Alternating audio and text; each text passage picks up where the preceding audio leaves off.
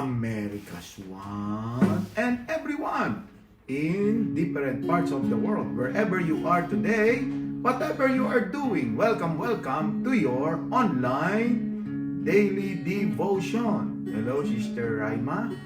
Siya na po kayo. And 8 others. Oh, takpan. Wow, thank you po.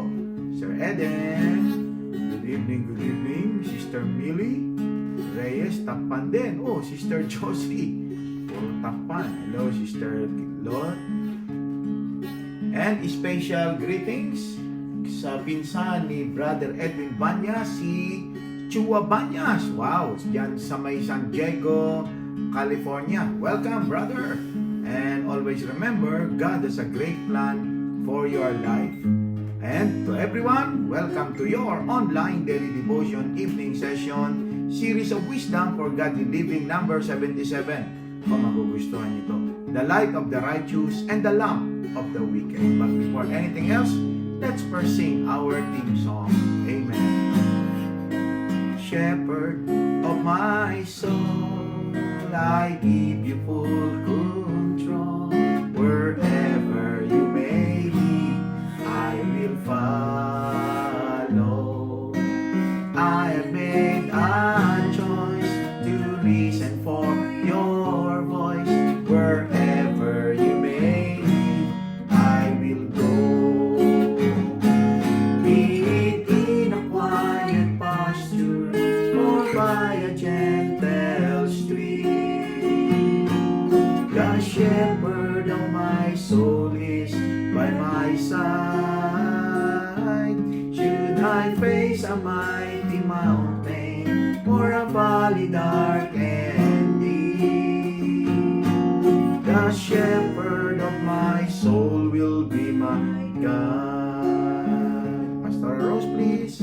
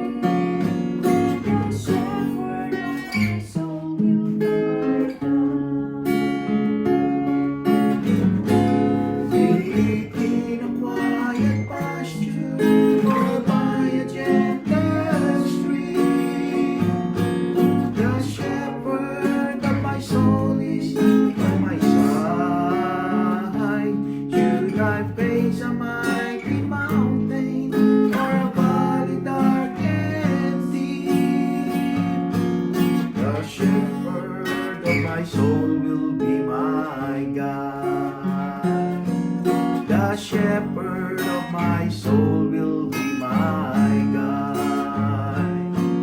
The shepherd of my soul will be my God. Shepherd of my soul, lead us, O Lord, in the path of righteousness. Teach us your word, teach us godliness, give us wisdom, O Lord our God. Amen and amen. So again, good evening, welcome everyone. And once again, special greetings to the nephew of Brother Edwin Banyas, si Brother Chua Banyas sa San Diego, California. I heard you received the Lord Jesus Christ as Lord and Savior through our online daily devotion. Wow, congratulations! I believe that you will surely never regret deciding to give up everything that you kind of life in the past that is not pleasing to the Lord and is starting your journey. I heard even you bought a Bible and is now looking for our church there in San Diego. Our church in San Diego is in National City. You can easily find it. And our pastor there, I think, still is Pastor Troy. Pastor Troy. So, anyway, everyone, welcome, welcome. Welcome po doon sa mga nag-message sa akin na ang inyo pong mga family ay napagpapala sa ating online devotion. Well, maraming pong salamat. Ayan po, ito po, si Sister Adela Dasilio ko, salamat po sa inyong pasasalamat. At sino pa ba? Marami to may mga nag-message po. Thank you very much for appreciating our online daily devotion. Ngayon po ay nasa Wisdom for Godly Living number 77 tayo. Proverbs chapter 13 verse 9 to verse 10. Let's read it in NIV and King James. Let's read it first in King James, then NIV. It was rendered this way in King James. The light of the righteous rejoiceth, but the lamp of the wicked shall be put out. Only by pride cometh contention, but with the well-advised is wisdom. And NIV, sabi po rito sa NIV, the light of the righteous shines brightly, but the lamp of the wicked is snuffed out. Pride only breeds quarrels, but wisdom is found in those who take advice. Wow, so nice. Hallelujah. A very encouraging wisdom. Again, Proverbs chapter 10 to chapter 15 are comparison most of the time of good and bad, righteousness and wickedness. Here is light and darkness. So, let's see. Well, my brothers and sisters, again, let me read it in NIV. It says, the light of the righteous shines brightly, but the lamp of the wicked is snuffed out. Pride only breeds quarrels, but wisdom is found in those who take advice. Amen. So, these are two different wisdom, but related. So, let me share it together with you. I titled it, The Light of the Righteous Shines Brightly. The lamp of the wicked is snuffed out. The light of the righteous and the lamp of the wicked. You can see that to the righteous, it was compared to light. And it implies it is brighter than the lamp. Well, the light of the righteous is like the light of joy, the light of gladness, the light of goodness. So it's brighter. It brings broader riches of its brightness. It's like the sun that whatever it strikes, it brings light into it and of course brings life into it. While the lamp of the wicked is a kind of superficial joy. It is only temporary because we all know that the joy or the light, the lamp of the wicked, their joy is superficial, and most of the time there is a price to pay in order for them to have that. And of course, it easily pops out.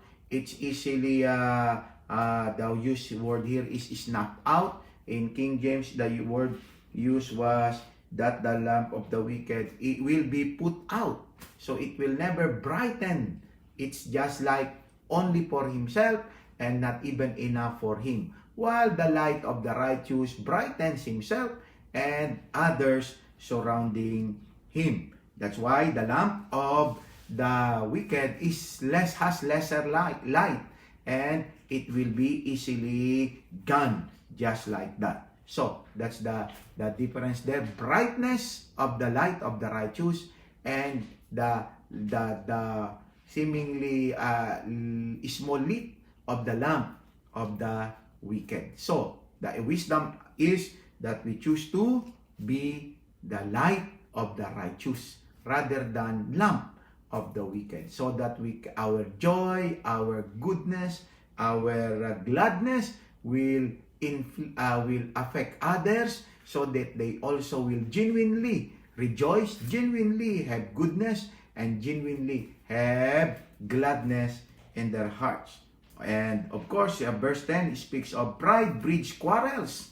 So here we know pride. Pride is that we are when somebody speak bad things to us, we are hurt. When somebody speak good things to us, we are puffed up. So, it's pride. It says pride breeds quarrels. So, especially when there are issues, when there are misunderstanding, it is pride that causes more trouble. So, what must be done to the pride? It says here, wisdom is found in those who take advice before you react. Ask first the advice because it is the habit of the wise. So, lesson to learn.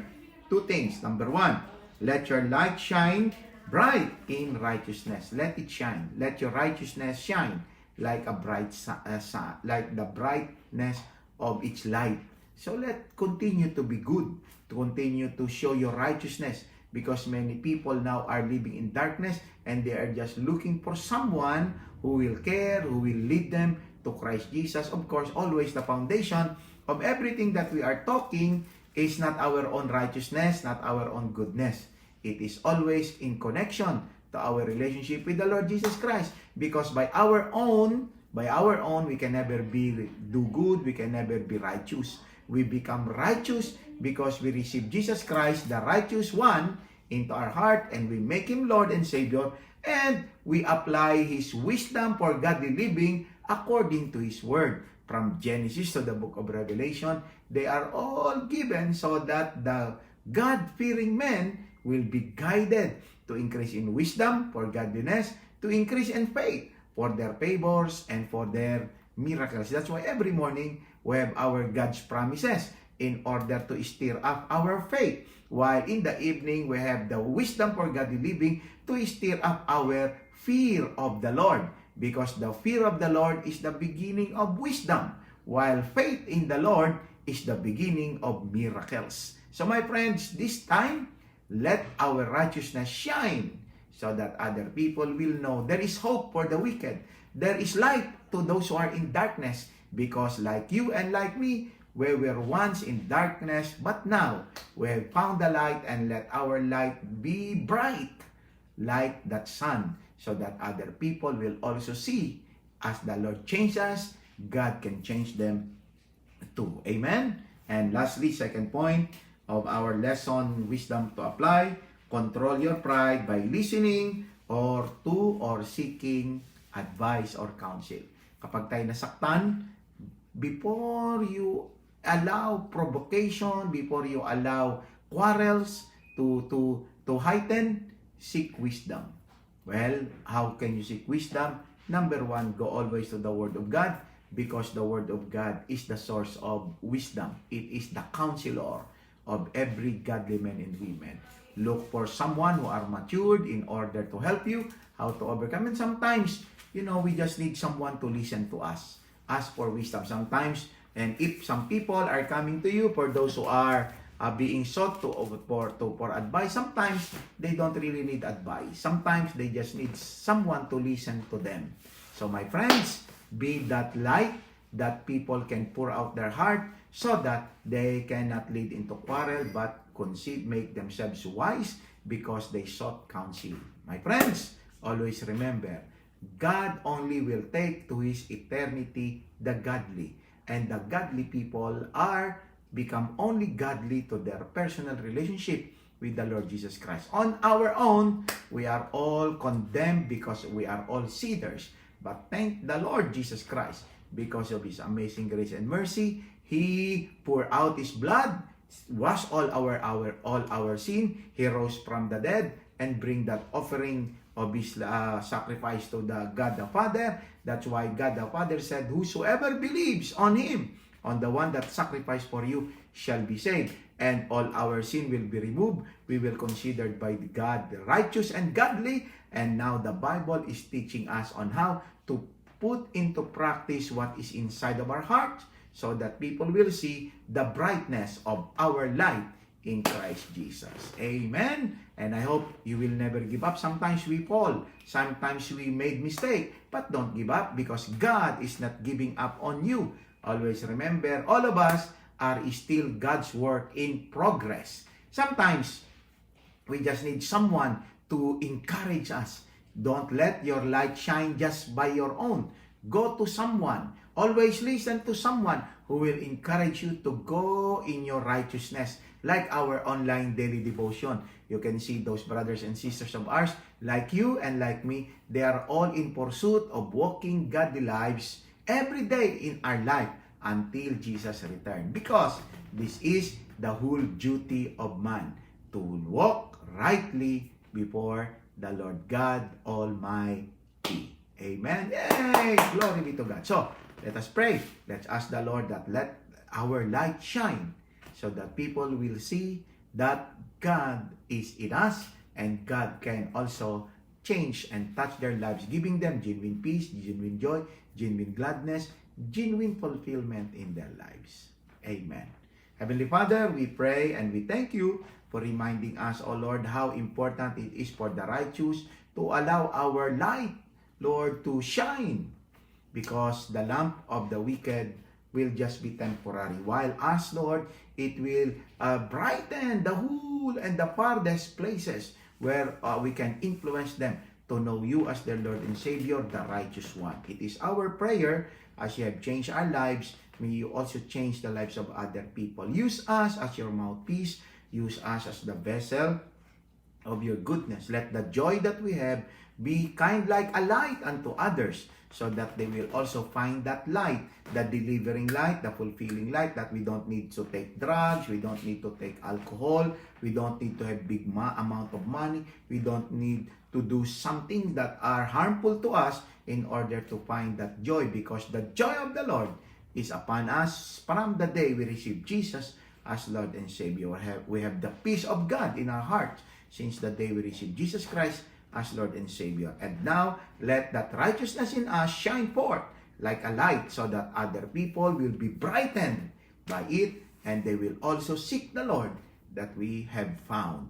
In the name of Jesus Christ of Nazareth, Lord, we pray, we pray, we pray. Help us always, O Lord, even to take full control of our pride, because pride just leads to quarrel, but they that seek counsel is wise. Help us, O Lord God, always to take control of our pride and ask for counsel and help, especially when we are in need. And if people come to us, we pray, rather than saying lots of things to them, help us, Lord, just to listen, because sometimes people just need someone that would listen to them. Bless my online daily devotion partners and friends.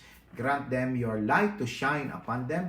Grant them, Lord God, wisdom, so that we can continue, Lord, to live godly lives. Help us to overcome our weaknesses. Help us to overcome our sin. And let your light shine upon us, O Lord, so that that light will change us. And let it also be seen. Let it manifest. Let it reflect. Let it bring brightness in our surrounding, particularly in our families, so that they will also live a life that is pleasing to you, beginning from accepting Jesus as Lord and Savior. Lord, continue, Lord, to protect us also from COVID-19 virus. Lord, especially for our frontliners, protect them, Lord.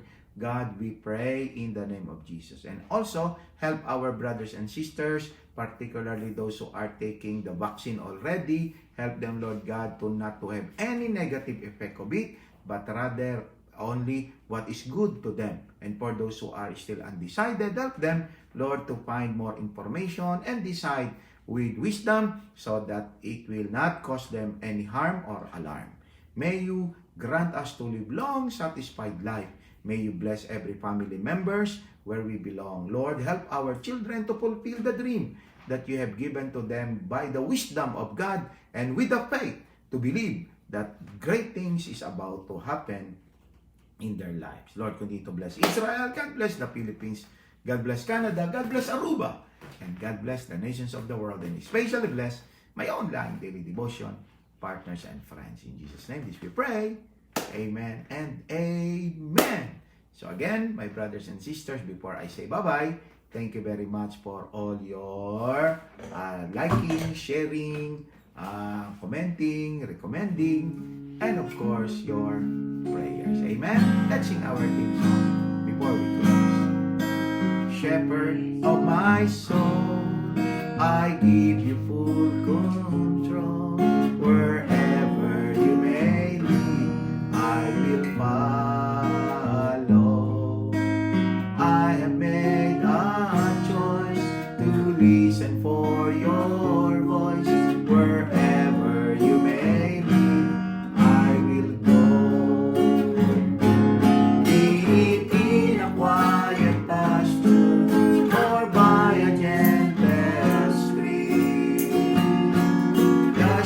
shepherd of my soul is by my side. Should I face a mighty mountain or a valley dark and deep, the shepherd of my soul will be my guide. Be it in a quiet pasture or by a gentle stream, the shepherd of my soul is by my side. Should I face a mighty mountain or a valley dark and deep, the shepherd of my soul will be my guide. The shepherd of my soul will be my guide. Hallelujah, hallelujah, amen. Amen and amen. Well, my brothers and sisters, before we say goodbye, just announcement, coming March is already our anniversary of our online daily devotion. Actually, it's on March 20. But starting March, if you would like to join us, I can read your messages or send it to me on my personal FB Messenger. And if you like me to read your testimony, so let me know it po. Or after reading it, I don't know where I will ask our man ministry to put you also live with me, if that will be possible, in the celebration of our anniversary. And I think Pastor Rose is also providing some special gifts for those who are faithfully sharing, liking, commenting, recommending our page. Well, I don't know yet, but at this time, yun po ang ating plano. We're going to have our month of March anniversary of our online daily devotion. Sino kaya ang mga nanduna? Well, kahit wala po kayo doon, ang mahalaga, sama-sama po tayo hanggang sa pagbabalik ng ating Panginoon. Always remember our wisdom number 77. Let the light of the righteous shine bright, for the wicked has only a lamp. Good night, America's One. Good day, Philippines. God bless everyone. And if the Lord will tarry, see you again the next 12 hours. If not, see you there in the clouds to meet the Lord in the air. You take care because Jesus cares. Bye-bye for now. Bye-bye. Thank you very much.